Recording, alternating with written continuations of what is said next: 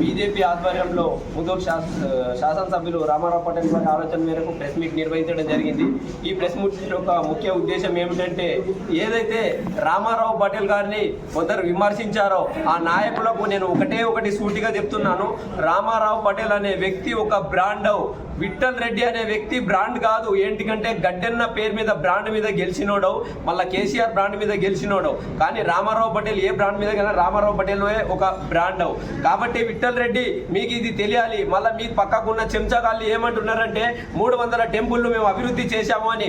300 టెంపుల్లు మీరు అభివృద్ధి చేస్తే మీ విఠల్ రెడ్డి గారు స్వయాన బట్టిగల్లిలో ఉన్న 116 బూత్లో ఈ బద్దిపోచమ్మని నేను డెవలప్ చేస్తాను నేను గెలిచిన తర్వాత అని స్వయంగా చెప్పడం జరిగింది. ఆ వీడియో కూడా నేను 2 రోజుల్లో బయట పెడతాను.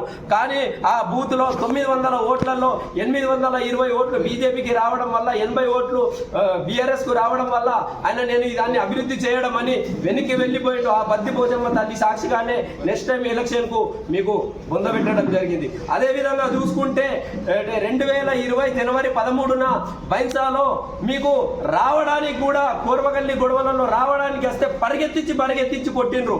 ఆ వీడియో కూడా ఉంది, అది కూడా మేము చెప్తాను. ఒకవేళ నువ్వు నిజంగా అభివృద్ధి చేసి ఉంటే ముదోల్ నియోజకవర్గానికి నీకు ఎక్కడ కూడా వ్యతిరేకత అయ్యేది కాదు. అదేవిధంగా ఎలక్షన్లో చూస్తుంటే ముదోల్లో కూడా మీ కార్యకర్తలని మీ నాయకులని ప్రజలు పరిగెత్తించి కొట్టారు. కాబట్టి మీ దగ్గర ఉన్న చెంచాలకు నేను ఒకటే చెప్తున్నాను, మీరు అభివృద్ధి మీద ఫోకస్ పెట్టండి, కానీ ప్రెస్ మీట్ల మీద కాదు.